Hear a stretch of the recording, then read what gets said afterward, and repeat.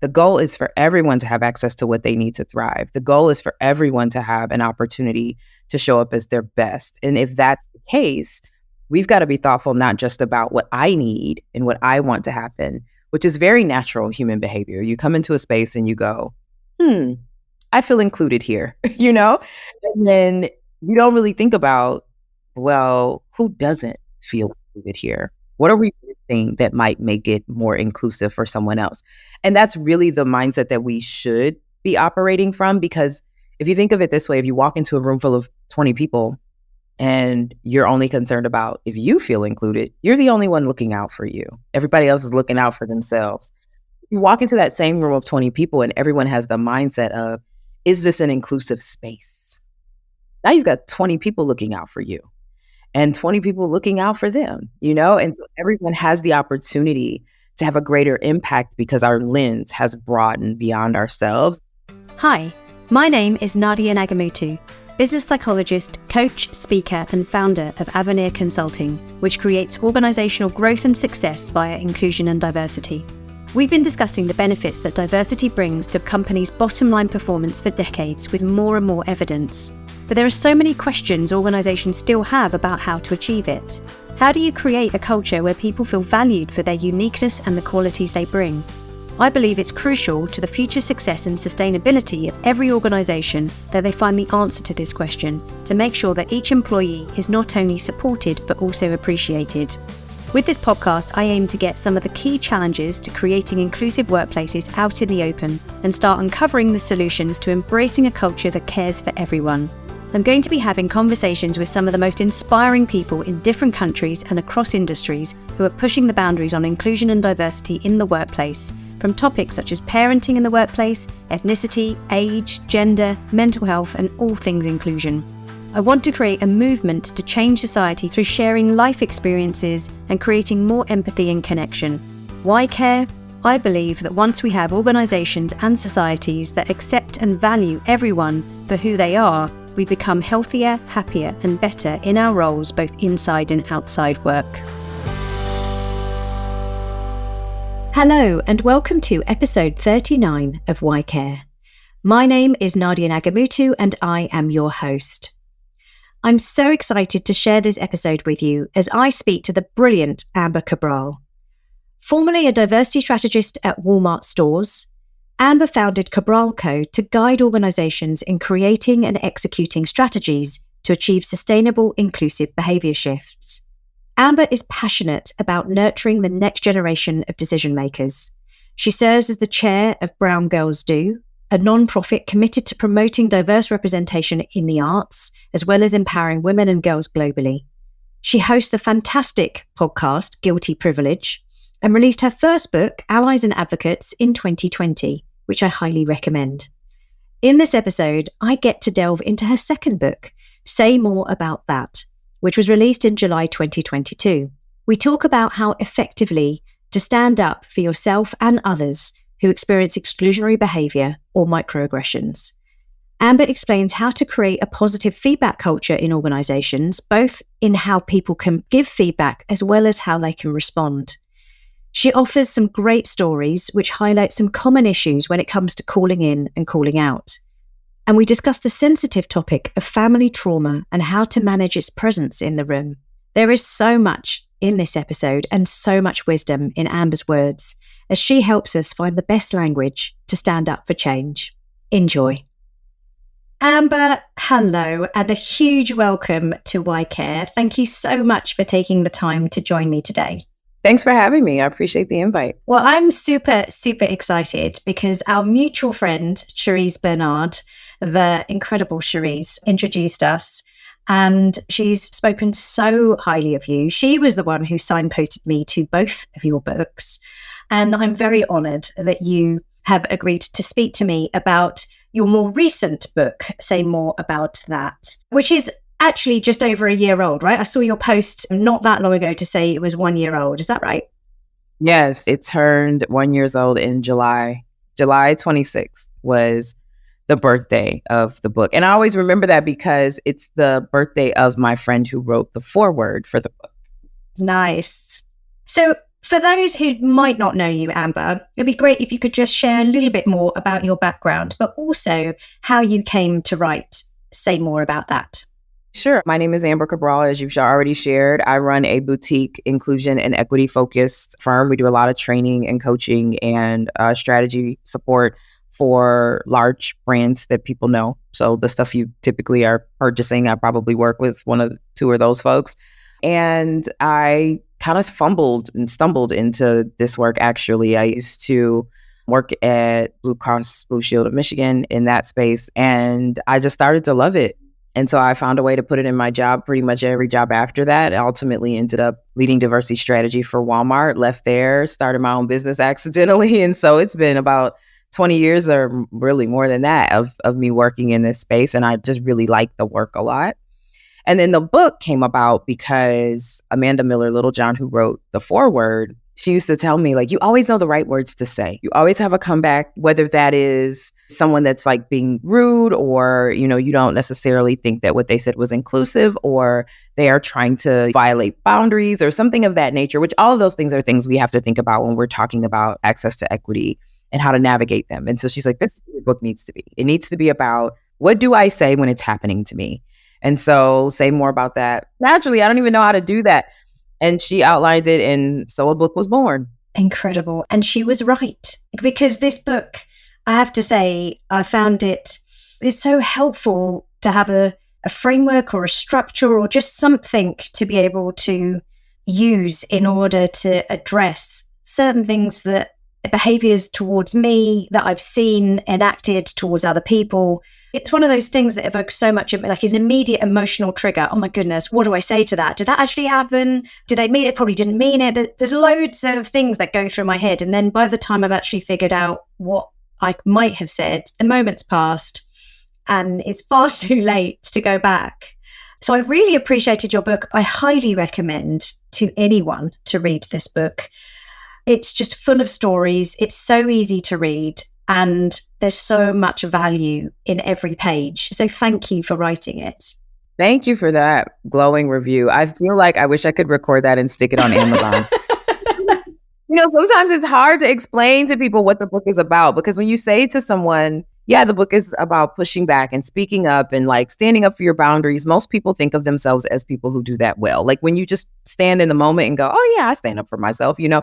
But it's in the moments that it happens that they're like, oh, I don't know what to say right here, or they elect to not say anything, or, you know, they're frustrated now with their leader because they want to say something but don't know how to say it without losing their jobs. Like, we forget about those moments when someone says something like, oh yeah, it's about how to speak up. People are like, well, yeah, I speak up all the time. You do, but there's a lot of time that you don't. And so I love what you just shared, because I think it really captures what my intention was, is to give you support and a resource and some tactics to help you to navigate the ways that it is hard because there's something at play. Things like that that make the pushback, the speaking up, kind of hard. Really tough. Start at the beginning of your book, because there are so many things I'd like to ask you. But one thing that really grabbed me was a really beautiful story that you told in your introduction of you as a girl, when you were really standing up for what you believed was the correct way of writing the letter Z. Yeah. And I loved the story. It made me smile. It still makes me smile. So what you were doing, I assume, was writing a Z kind of like a letter S, right? But sharp, yeah, like with points. Exactly. And your mum really helpfully guides you. And she said, maybe since everyone in the world does it this way and already understands it, it is okay for you to let this battle go. Yeah. And love her. I remember vividly teachers circling the Z's, like, these are wrong. This is not the way this letter is written. And, you know, just having defiance, like, this doesn't look correct. Why is this the only letter that does this way? And I was unrelenting, if you will. And it literally just took a conversation. And I think that that's the kind of moment we also have to have with ourselves, because there are times where sometimes we're really pushing for something and we haven't gotten clear about if that is something that makes sense for us. And so we have to be able to have the discernment of, this is what I think is right, but is the other way actually harmful? Is it possible that the other way is also better. And so the work of inclusion and equity feels like that a lot of the time. You're on a journey towards access to equity in some way about something. And on that journey, you come across something and go, wait, but this too. And if this is obstructive to this, wait a minute, I may need to pivot, which is why I always remind people that it's both. It's you learning how to push and challenge and question and ask and, uphold boundaries. But it's also you being willing to say, oh, I need to change right here. I apologize. And I didn't understand this information, but now I do. It has to be both of those for us to ever get to equity. And how do we know when to adapt to fit with the norm, fit with the majority, and when we should stand our ground? Well, if we just kind of go back to the example that you just shared that's in the start of the book, I think we have to be able to recognize when something is valuable to the community. So being able to step back and look at whatever it is that you are charging toward from that lens, is this a benefit that is going to impact the whole? No? Okay. But is it really going to impact someone that is oppressed that needs it? Yes. Okay. What is the best path to a solution that helps uphold both of those? Because again, the goal is for everyone to have access to what they need to thrive. The goal is for everyone to have an opportunity to show up as their best. And if that's the case, we've got to be thoughtful not just about what I need and what I want to happen, which is very natural human behavior. You come into a space and you go, I feel included here. Right. And then you don't really think about, well, who doesn't feel included here? What are we missing that might make it more inclusive for someone else? Yeah. And that's really the mindset that we should be operating from, because if you think of it this way, if you walk into a room full of 20 people and you're only concerned about if you feel included, you're the only one looking out for you. Everybody else is looking out for themselves. You walk into that same room of 20 people and everyone has the mindset of, is this an inclusive space? Now you've got 20 people looking out for you and 20 people looking out for them, And so everyone has the opportunity to have a greater impact because our lens has broadened beyond ourselves. And so we can make better decisions around what you just asked me, which is this right? Is this going to be the most impactful approach or solution to get to the place where everyone has access to equity? Oh, I love that analogy. And whilst I'm in complete agreement with you, there is a part of me that just would like to imagine a world where Amber just charged forward with the letter Z being written the other way, and the whole revolution, this whole kind of revolution just took place. Imagine. Don't worry, there are lots of things I am going to be charging forth about. It is in there, so it's happening. Don't worry. Let's talk about the section I found really helpful on feedback. And you say, if no one ever tells us when we have offended, our ability to evolve and move closer to being inclusive and equitable is limited, which totally makes sense to me. Of course, we need the feedback in order to understand and learn and grow as inclusive leaders. So my question here, though, is how do you create an organization that culturally is mature enough to recognize that feedback is important and can be received positively? This is such a good question. And I'm going to be very honest with you. This has been the question that has informed the way that my work is pivoting in the new year. To answer your question, I don't know that we found a lot of surefire this works ways, but there is one thing that we know changes how people show up, and that's them actually doing the thing. We love a strategy. We love a plan. We love some beautifully laid out slides, right? We don't do a good job of holding people accountable for putting things into practice. So if you want it to come to life in your organization, whether that's feedback, whether that is creating an environment where people feel safe asking questions, whatever the cultural shift might be that you're hoping to make that impacts what it feels like to work there, which is the culture, people have to be willing to do it. Got to figure out how to incentivize that. Incentives aren't always money. No. Sometimes incentives are, I know that someone's going to ask me about this in a way that I should be able to answer it publicly. So put people in the position where they know, I've got to be able to talk about this. I've got to be able to explain it to my team. I know there's an expectation that this comes to life. And so it is thinking about the mechanisms that in each organization look a little different. But what are the levers you can pull that will make this company say, we've got to get better at feedback. And so to do that, we are putting it here, here, and here so that we start to get in the practice of it. If that doesn't happen, it's just lots of pretty charts and lots of gorgeous slides and lots of, oh, this would be great and we should move this way. And that honestly just doesn't move us forward. And it is a skill and it's a practice, isn't it? So it's about just having the organization, the leaders practicing giving, receiving feedback and supporting those who are receiving the feedback to know how to respond, because that's important too, right? It's giving folks the tactics and saying, this is the way that you do this. It's helping people understand that we are in the process of learning how to do this well, so people have grace for one another. It's then also saying, all right, where is this going to be in our organization? Where does it show up in the talent pipeline? Where does it show up in our employee life cycle? Where does it show up in our exit process and promotion process and all those things? Where is it at? So that people have the expectation that feedback is a thing that we're working on. It's not just something that we've talked about that we want to do, or that, which happens with a lot of companies, that we've decided is a part of our culture, but no one's really experiencing it. To the point around what if it lands badly? Because people often don't speak up or they don't offer feedback or say something because they might not want to appear confrontational, but they might also be concerned about how that person's going to receive it. So whether they're going to be defensive or angry. So that could be harmful for their relationships. And there's a huge concern. I think I've felt this before. I'm sort of speaking personally here. If someone does respond badly to something that you have said, like what's the way in which to diffuse those sorts of situations?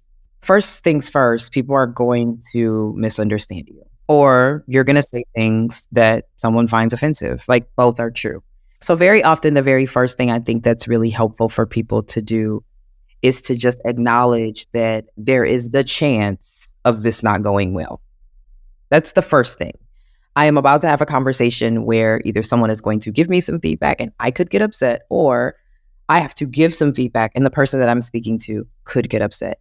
And when we acknowledge that that could be a part of it, the solution is not to decide, oh, I'm not going to do it then, because I don't want them to be upset.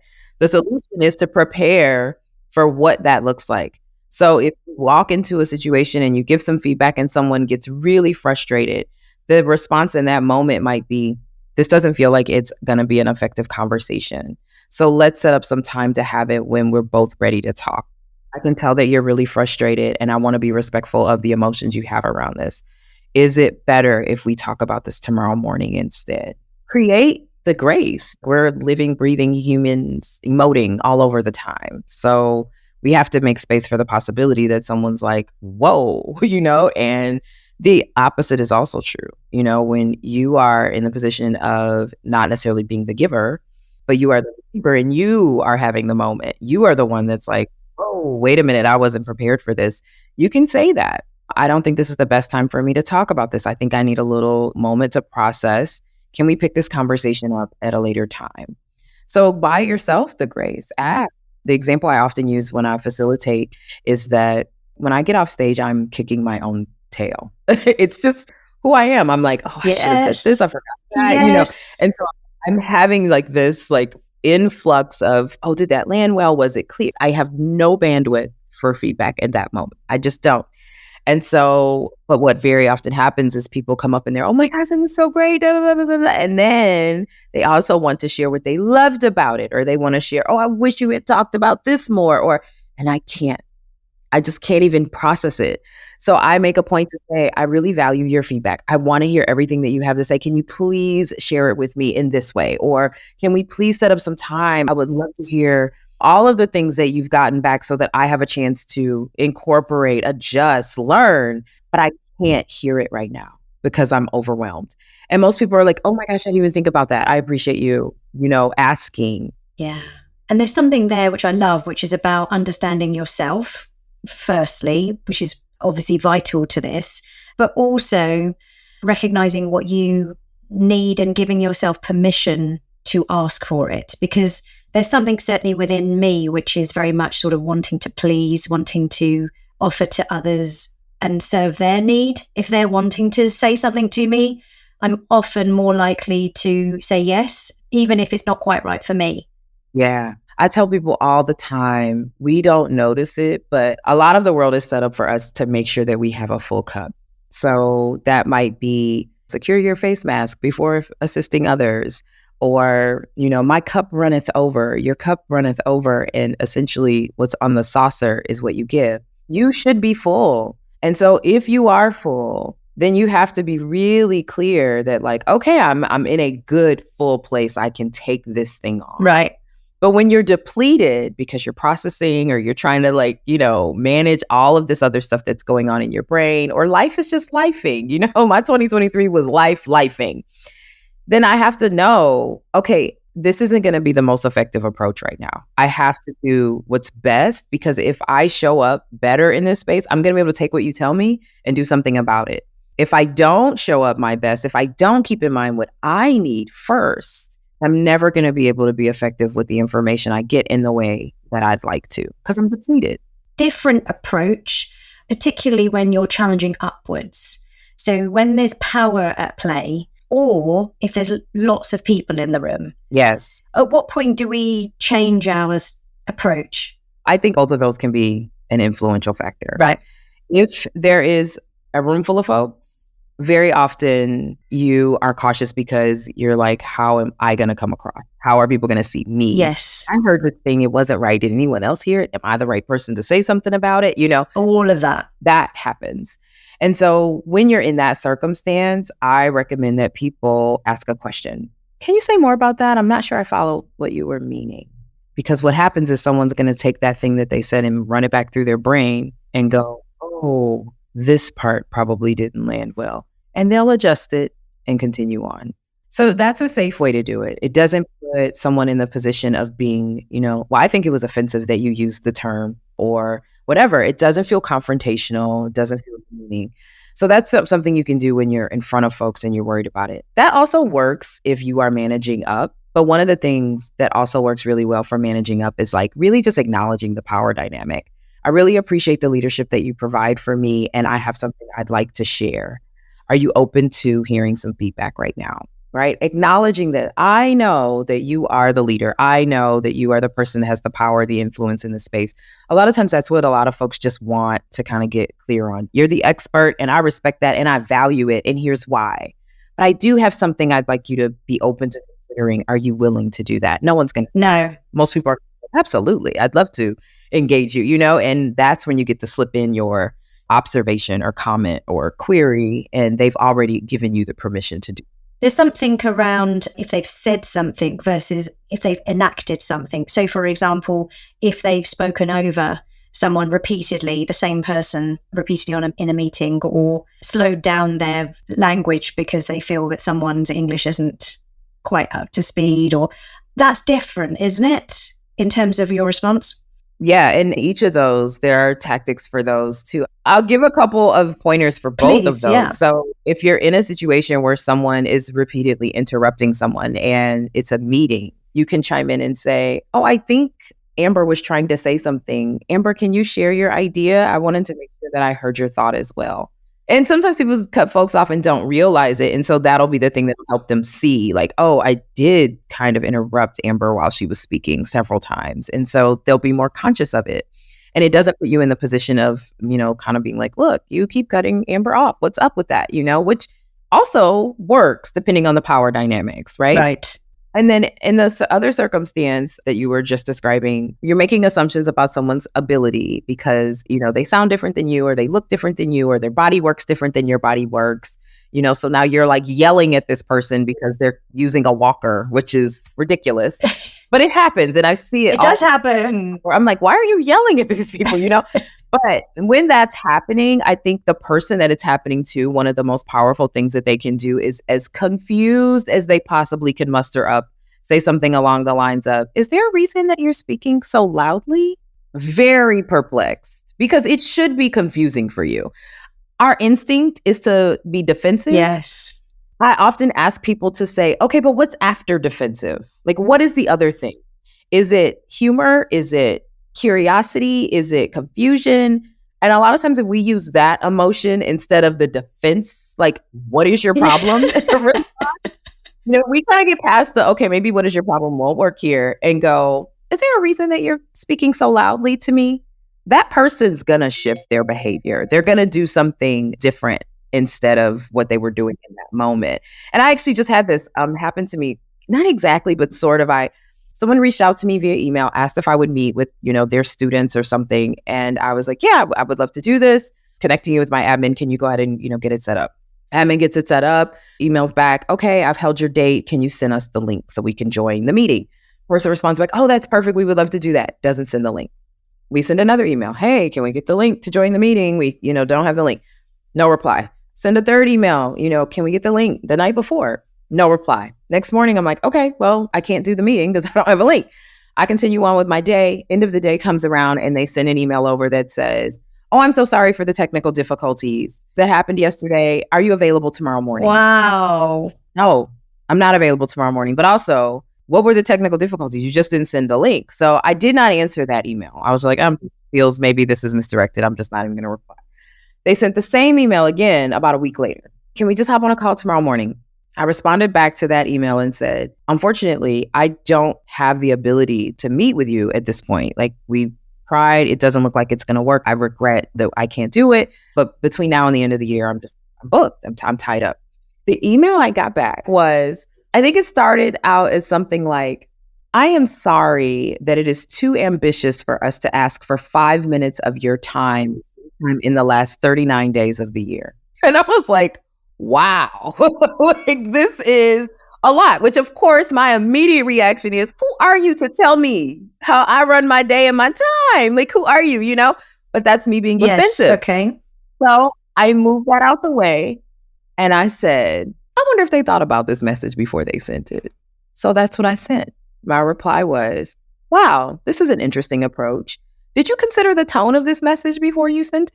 No, they haven't replied to me. Have they not? Okay. I was wondering what the end of the story was. They probably won't, because guess what? They probably didn't consider the tone of it.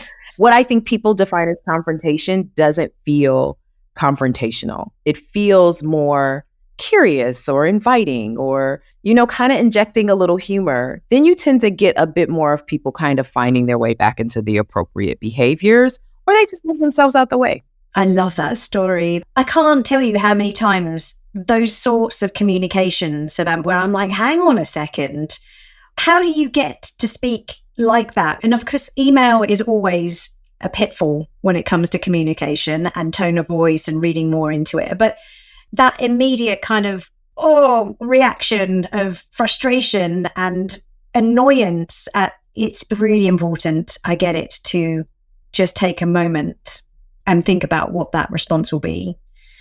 I love that story.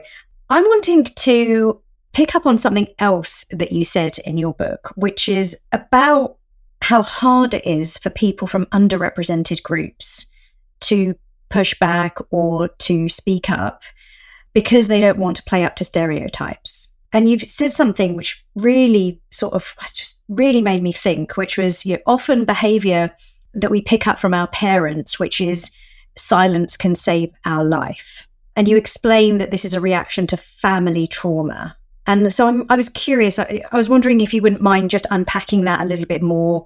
How does family trauma impact and influence our ability to speak up?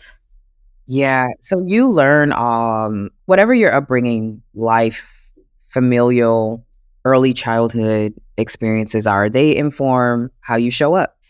So I opened the book talking about how my mother took me to the doctor and the doctor would say, do you have any questions? And she'd turn to me and go, do you have any questions?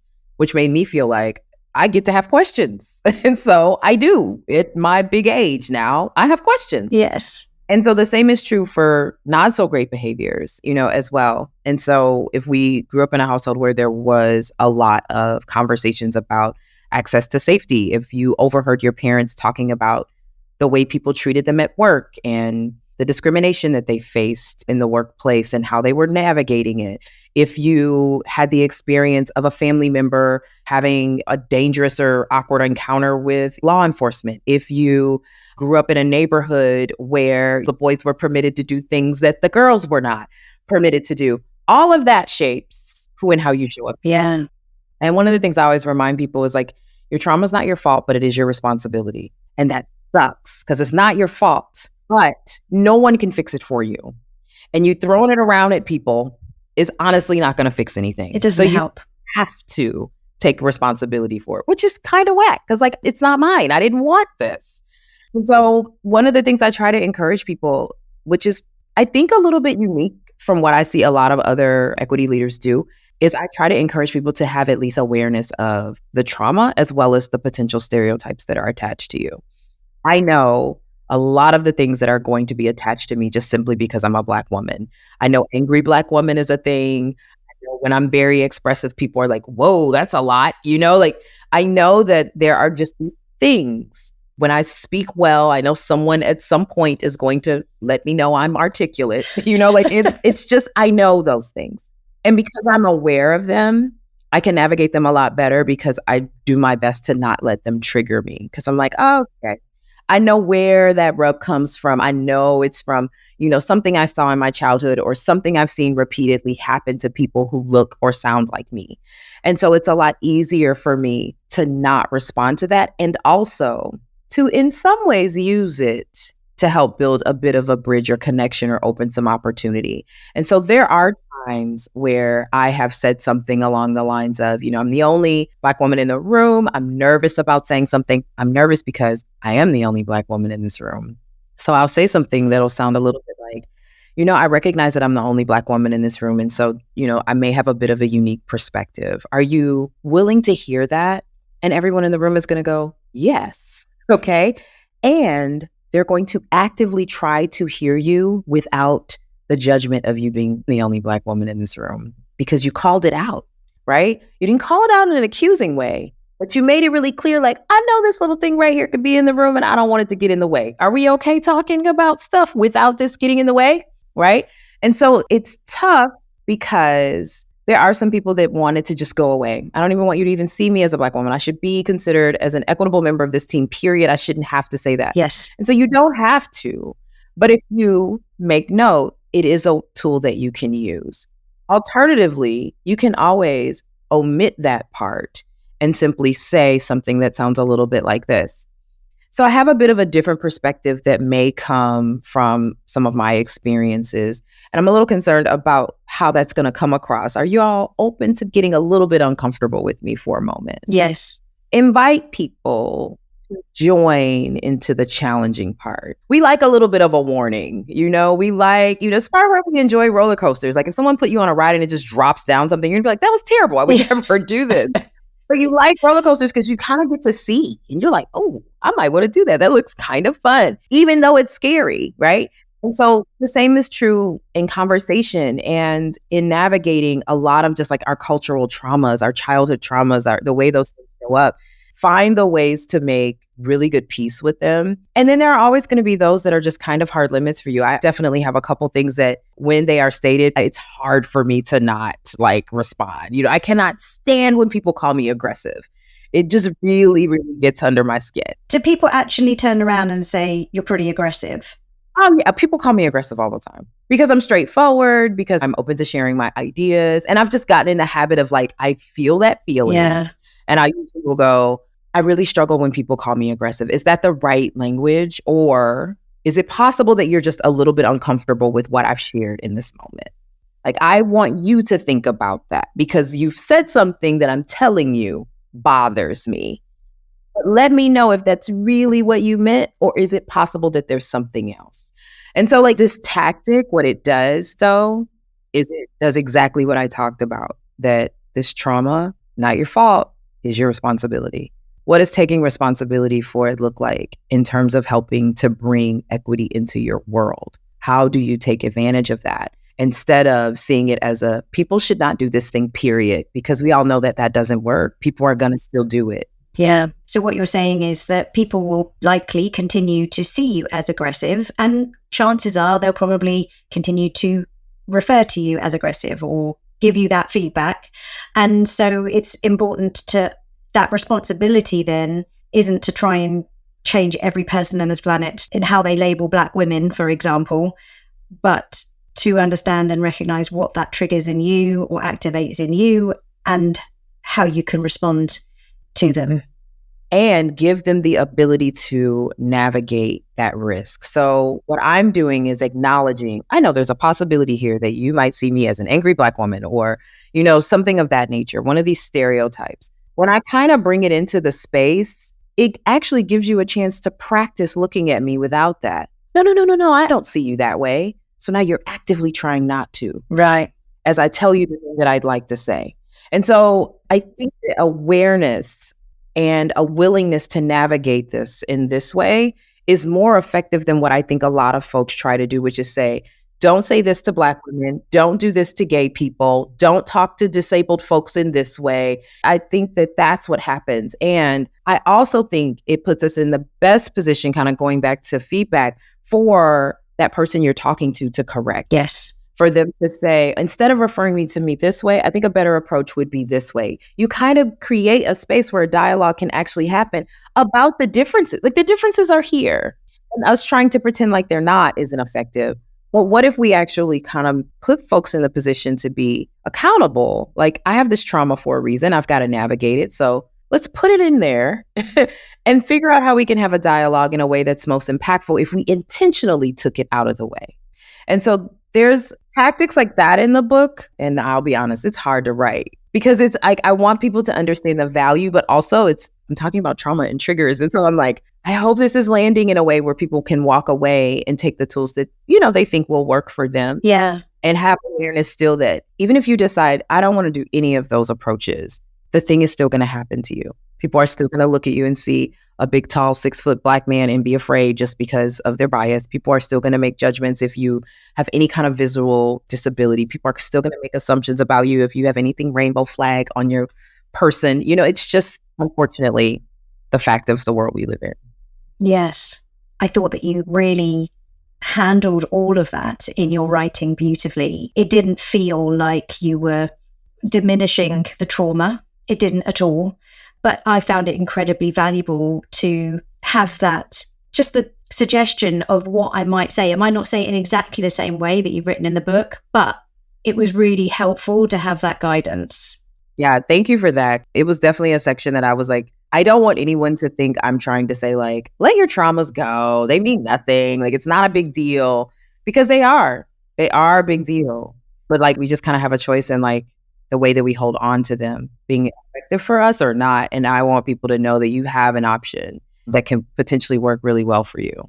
I'd like to pick up on one thing that you said before we're close to wrapping up, which I'm very sad about. But there's something that you say, and it's about boundaries and how you create those boundaries. And you talk about not picking up the ball when it isn't yours. Okay. And if you wouldn't mind, there's a brilliant story about you talking to a call center representative in the book. And it really resonated with me because there's so many times where I've just been so frustrated with this person on the other end. Like, how can you not be hearing me? This is what's happened. This is what I'm wanting. Like, could you just very briefly explain? Because I think a lot of people will hear this story and it will resonate. I appreciate that resonated with you so much. It's definitely a story that sits in my gut as well. So like, really quickly, what happens is I bought a gift card for a friend and she couldn't activate it. And so she tried to call to get it activated. And, when she called, they told her, oh no, since you're not the sender of the gift, the person who sent it to you has to call.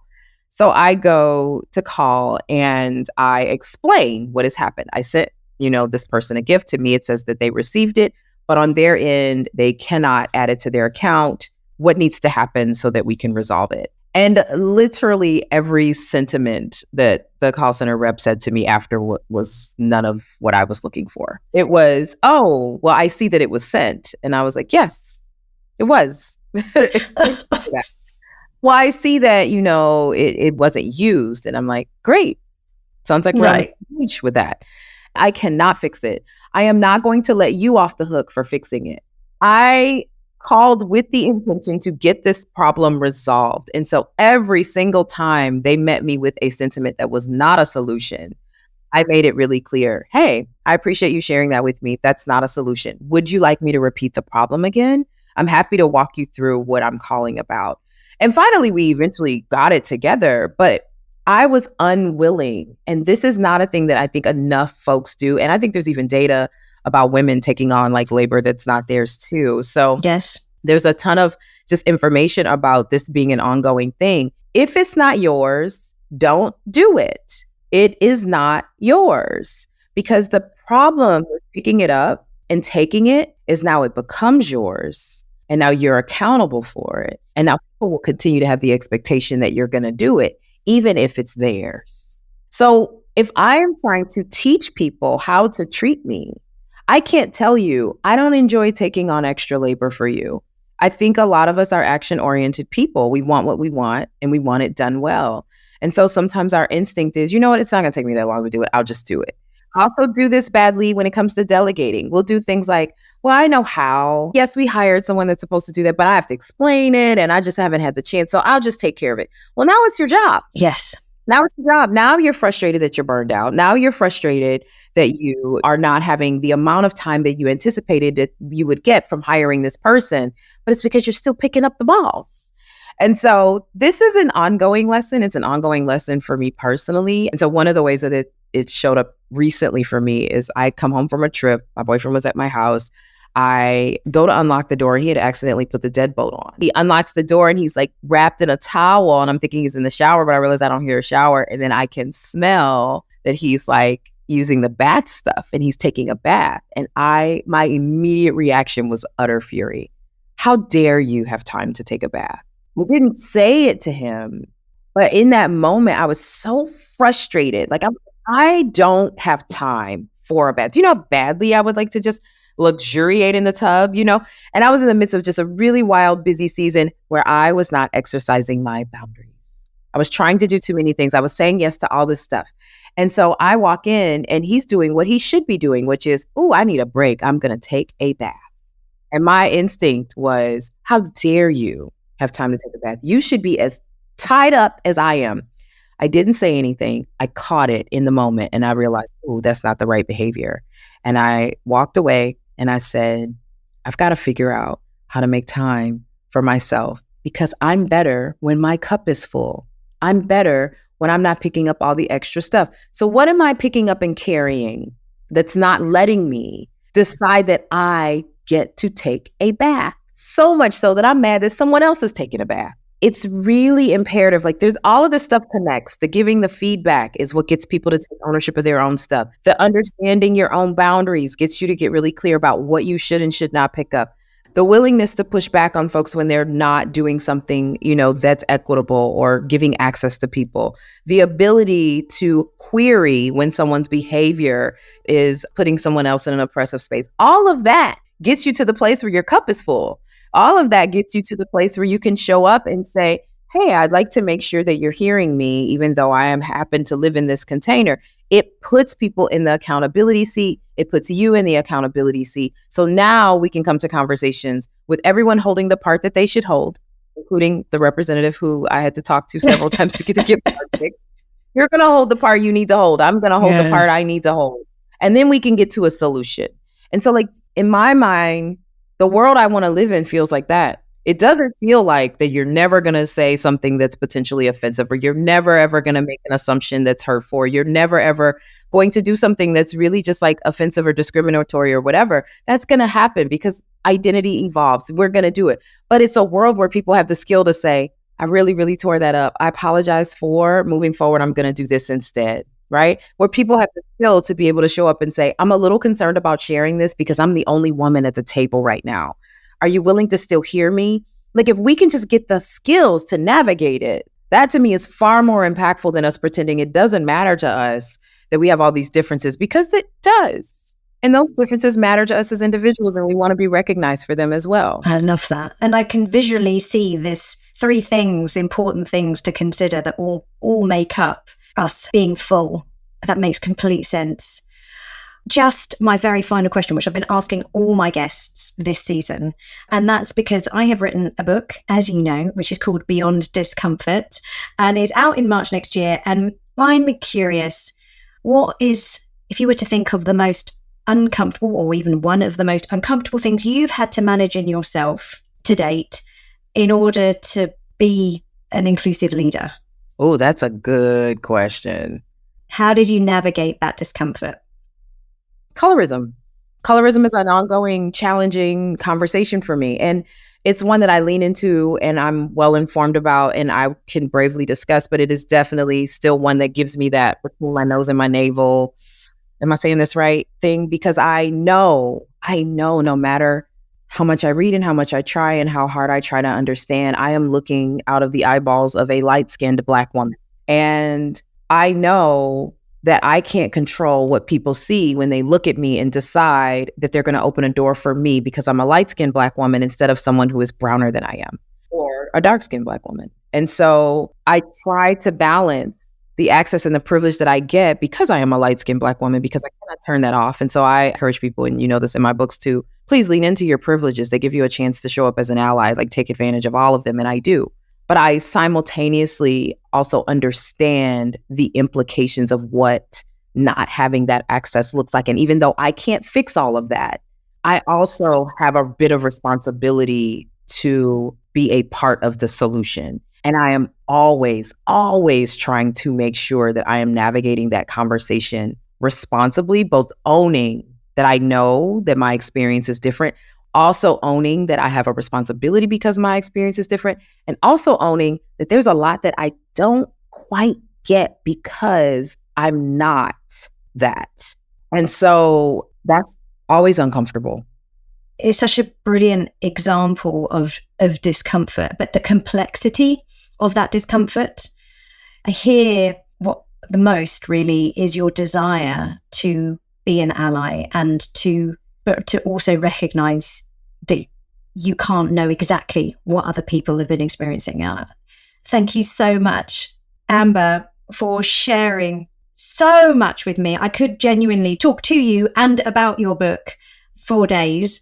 I feel like, if we went across the water, we'd grab coffee and just kind of chew the fat. Is that a British saying, chew the fat? I think we say chew the fat over here too.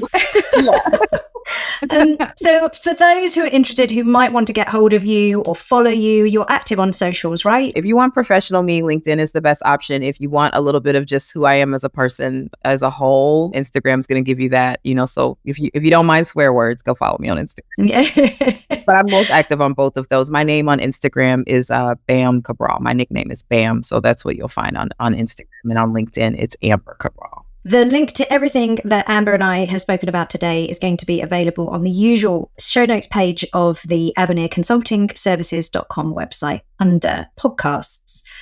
Amber, thank you. Thank you 100 million times for your time today, for everything that you shared, and for writing your incredible books. Thank you very much. Thank you for that. I appreciate it. This was actually a really great conversation, so I'm glad that we did it. Me too.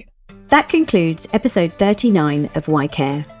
So much of what Amber spoke about resonated with my personal challenges as a petite South Asian woman who finds it awkward and hugely uncomfortable to push back. There is so much for organisational leaders to take away here in how to create a positive feedback culture and ensure accountability is in the right place. Please do let Amber and I know what you thought of today's show. You can find me on LinkedIn, Insta and X with the handle @Nadia Nagamutu. If you're a fan of Why Care, then you'll probably have picked up by now that I have written a book. It's called Beyond Discomfort, Why Inclusive Leadership is So Hard and What You Can Do About It. And it's out in March 2024. You can pre-order your copy on Amazon. As always, I really appreciate your support of this podcast through leaving a review on whatever platform you're listening and spreading the word by sharing it with your friends and family. Huge thanks to Mauro at Kenji Productions for editing this podcast, and Jenny Linton for supporting with the show notes and getting it out there on social media.